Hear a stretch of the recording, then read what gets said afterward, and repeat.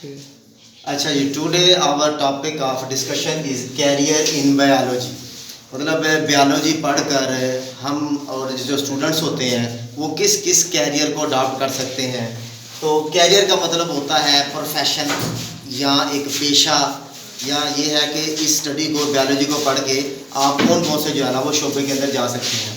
तो जैसे कि जो है ना वो अब हमें पता है कि बायोलॉजी का जो इल्म है वो बड़ा एडवांस हो गया है, वो बड़ा इसके अंदर जो है बड़ी डेवलपमेंट आ गई है। ठीक है, नए नए जो है वो कोर्सेज आ रहे हैं, नई नई डेवलपमेंट हो रही है। तो इस वाले से बायोलॉजी का जो इस वक्त मॉडर्न इल्म है या मॉडर्न नॉलेज है उसका जानना भी जो है वो बायोलॉजी के स्टूडेंट के लिए ज़रूरी है। और आगे जिस भी प्रोफेशन में कोई स्टूडेंट जाता है तो उस वाले से जो है ना वो इल्म उसको जो है वो काफ़ी हेल्प कर सकता है।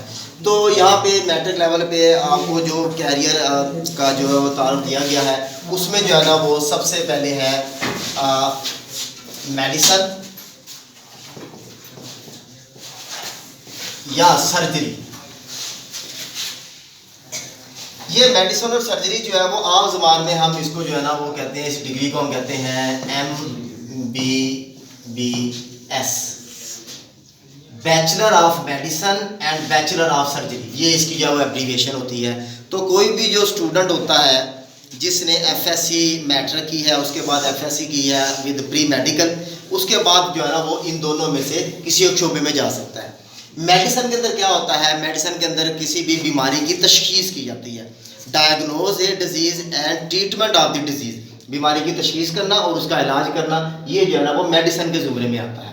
और सर्जरी में जो बॉडी के पार्ट्स होते हैं या बॉडी के पार्ट्स हैं उनको जो है ना या तो उसको रिपेयर किया जाएगा, अगर वो रिपेयर करने के काबिल नहीं है तो उसको जो है वो रिप्लेस किया जाएगा, अगर रिप्लेस भी नहीं हो सकता तो फिर उसको जो है ना वो रिमूव किया जाएगा। मसलन किडनी है, आई है, ठीक है, इस तरह जो है ना वो स्प्लीन है, बॉडी के कुछ आर्गन हैं जो कि जब डिसफंक्शन हो जाते हैं तो उनको जो है ना वो बॉडी से भी रिमूव किया जाता है। तो ये जो शोबा है ये किसमें आता है, सर्जरी में आता है।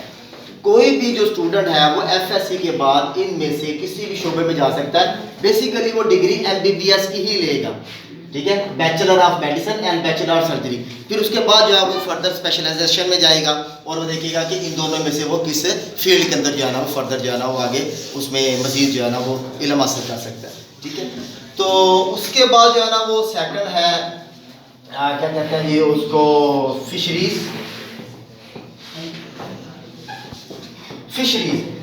जो है ना वो ऐसा शोबा है जिसमें हम क्या कर सकते हैं कि फ़िश फार्म जो है बनाया जाता है और फ़िश की प्रोडक्शन को, फ़िश की क्वांटिटी को और उसकी क्वालिटी को इंसानी ज़रूरियात को पूरा करने के लिए जो है ना वो फ़िश के फार्म जो है वो बनाए जाते हैं। तो वो जो सारा शोबा है वो क्या कहलाता है, फ़िशरीज़ कहलाता है।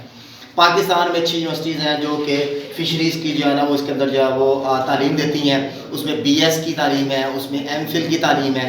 तो FSC के बाद ही, FSC प्री मेडिकल करने के बाद कोई स्टूडेंट वो BS फ़िशरीज़ में कर सकता है, या अगर वो जो है वो FSC करता है फिर उसके बाद BS करता है, MSc भी कर सकता है ज़ूलॉजी के अंदर, तो तब भी जो है ना वो इस फ़िशरीज़ वाला जो प्रोफेशन है इसको जो है वो अडॉप्ट कर सकता है। ठीक, उसके बाद जो है ना वो थर्ड नंबर पे है एग्रीकल्चर के अंदर जो है ना वो कौन से आते हैं, जिसमें हम देखते हैं कि एग्रीकल्चर के अंदर जो है ना वो मेनली फूड क्रॉप्स आ जाती हैं। फूड क्रॉप ऐसी फसलें जिनको हम खुराक के तौर पे इस्तेमाल करते हैं, तो उन सब का जो उससे रिलेटेड अगर आपने डिग्री लेनी है तो वो जो है वो एग्रीकल्चर के अंदर आ जाएगी। साथ साथ इसके अंदर जो है ना फूड क्रॉप्स के अलावा जो है ना वो एनिमल लाइफ स्टॉक भी आ जाता है। एनिमल लाइफ स्टॉक जिसके अंदर जो है ना वो पालतू जानवर जो है ना वो आ जाते हैं। मतलब इसके अंदर जो है ना वो शीप आ जाती है, शीप हो गया, हॉर्स हो गया और काऊ हो गई। ठीक है, ऐसे जानवर जिनको हम पालतू जानवर के तौर पे जो है ना वो पालते हैं, तो उन सब की जो है ना वो उनका जो है ना वो ब्रीडिंग करवाना, उनको जो है ना वो आगे पालना और उनको जो है ना वो इस्तेमाल में लेके आना, तो ये सारा किसके अंदर आ जाता है, एग्रीकल्चर के अंदर जो है ना शोबे के अंदर जो है वो आ जाता है। उसके बाद जो है ना वो आगे इसी से जो है ना वो आगे एग्रीकल्चर में है एनिमल हस्बेंड्री।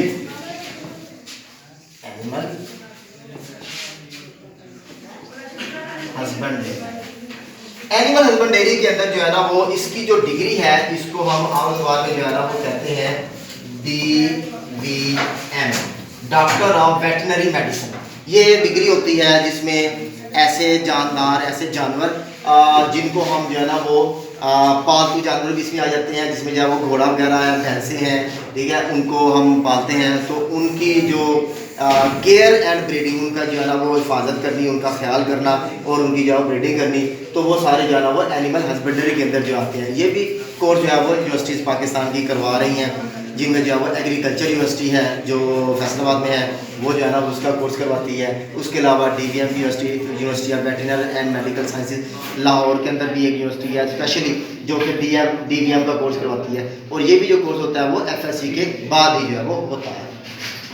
उसके बाद अगला जो शोबा है वो आ जाता है हॉर्टिकल्चर का।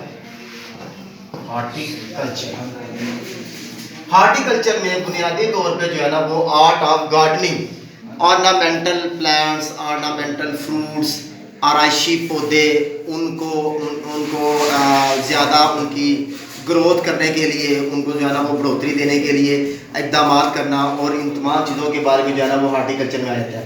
ठीक है, आप अक्सर आपने जो है ना वो PHA का नाम सुना होगा, ठीक है।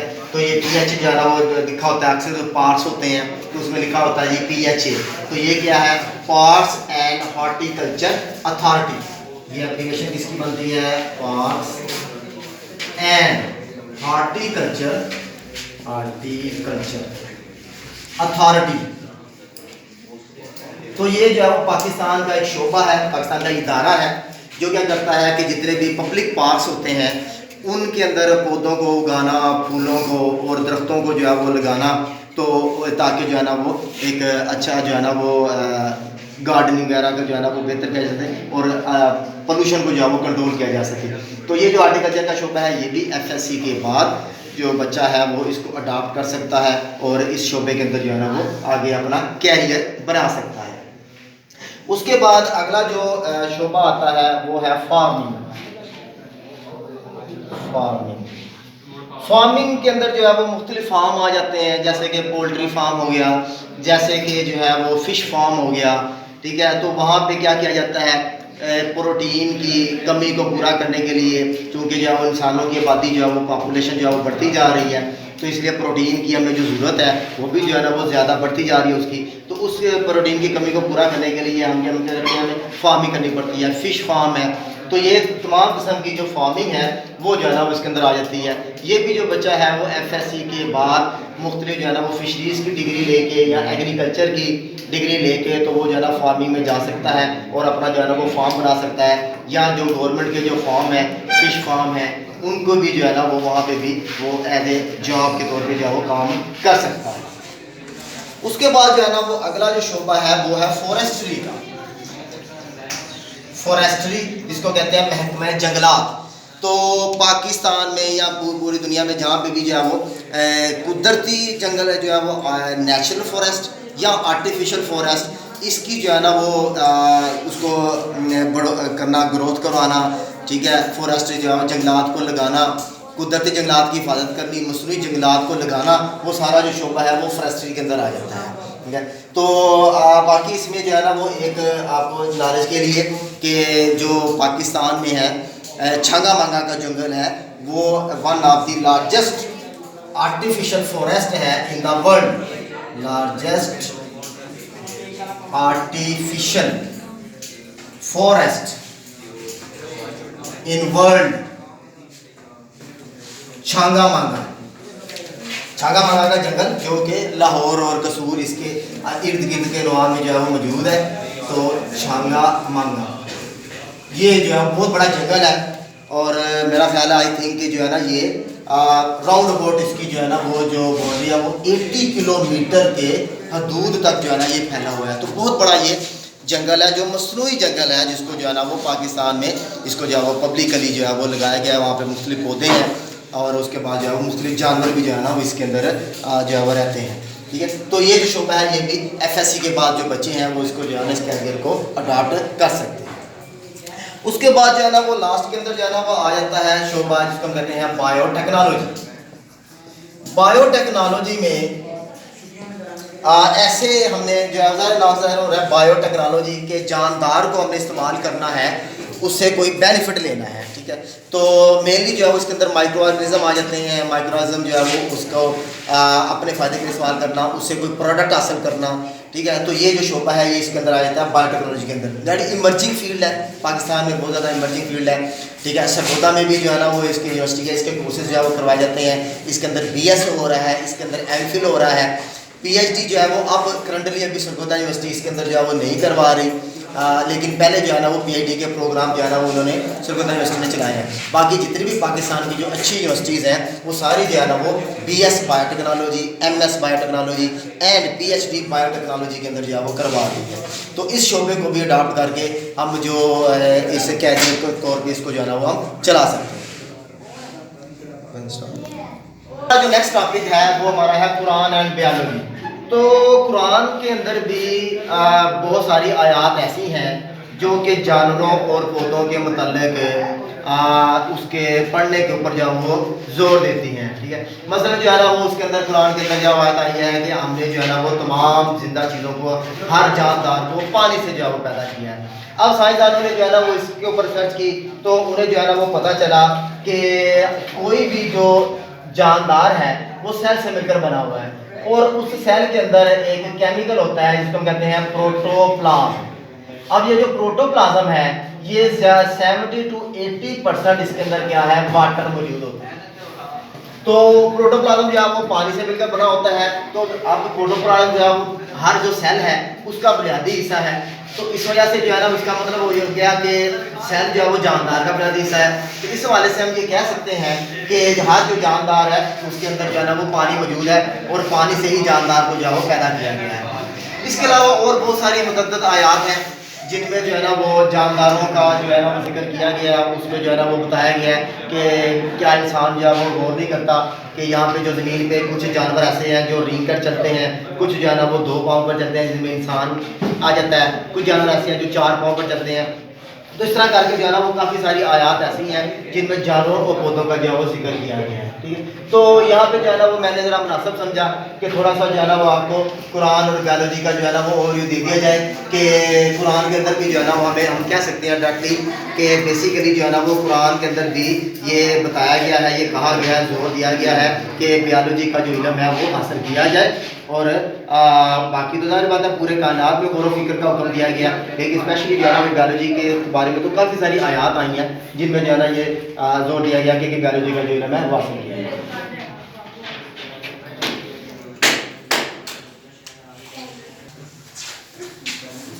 नेक्स्ट जी हमारा टॉपिक ऑफ डिस्कशन है मुस्लिम साइंटिस्ट। ये भी छोटा सा टॉपिक है जो कि 9th की बायोलॉजी के अंदर मौजूद है, तो इसको भी आप देख लेते हैं। वैसे तो मुसलमानों का जो सुनहरी दौर है वो काफ़ी अच्छा गुजरा है, जिसमें जो है ना वो मुसलमान साइंसदानों ने जो है काफ़ी तहकीक की है और दुनिया को जो है ना वो नई नई जो चीज़ें हैं वो बना के दी हैं, डिस्कवरी भी की हैं।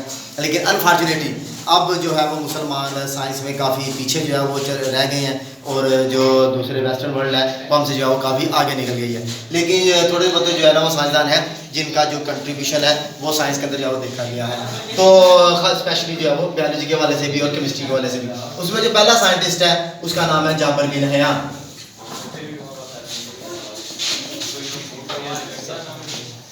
जाबर बिन हयान जो है ना ये बेसिकली जो है वो इन्होंने क्या किया, इन्होंने केमिस्ट्री के इल्म को एक्सपेरिमेंटल अप्रोच दी। यानी इनसे पहले जो केमिस्ट्री का जो इल्म था उसको इतना ज़्यादा जो है ना उसमें एक्सपेरिमेंट नहीं किए जाते थे।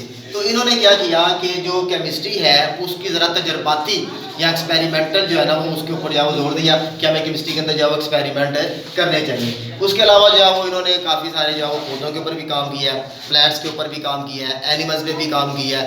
तो इन्होंने जो है ना वो साथ साथ जो केमिस्ट्री है वो मेन जो है ना इनका जो फोकस था वो केमिस्ट्री के ऊपर था, ठीक है जी। उसके बाद जो दूसरे मुसलमान साइंसदान हैं उनका जो नाम है वो है अब्दुल मालिक अस्माई।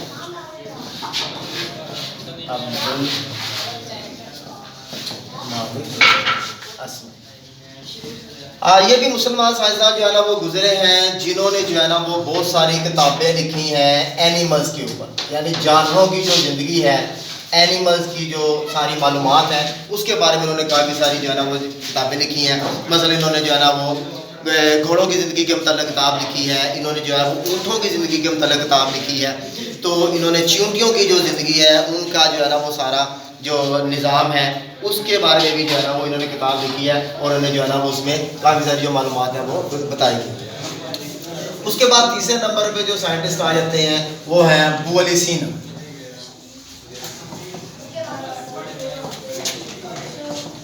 अबू अली सीना जिनको जो है ना वो वेस्ट के अंदर एविसीना के नाम से भी जो है वो जाना जाता है, एविसीना, और मेनली जो है ना इनको फादर ऑफ मेडिसिन भी कहते हैं,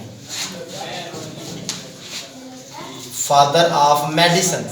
इनकी एक किताब अल कानून फिल तिब, ठीक है, उसको वेस्ट के अंदर जो है वो कानून का दर्जा हासिल है। जैसे कि नाम से जाहिर हो रहा है अल कानून फिल तिब यानी तिब यानी जो मेडिसिन है उसके अंदर जो है ना ये अथेंटिक मानी जाती है और उसको जो है ना वो वहाँ पे जो है वो पढ़ाया जाता है और इसलिए जो है ना इसको जो है वो एविसीना के नाम से जाना जाता है। तो ये थोड़ा सा जो है ना वो मुस्लिम साइंटिस्ट हैं जिनका जो है ना वो कंट्रीब्यूशन है, वैसे है तो काफ़ी ज़्यादा, लेकिन चूँकि जो है वो सिलेबस के अंदर जो है ना वो इतना लिखा हुआ है तो इसलिए जो है ना वो मैंने समझा कि थोड़ा सा इसके बारे में भी आप लोगों को जो है वो बता दें। Thank you.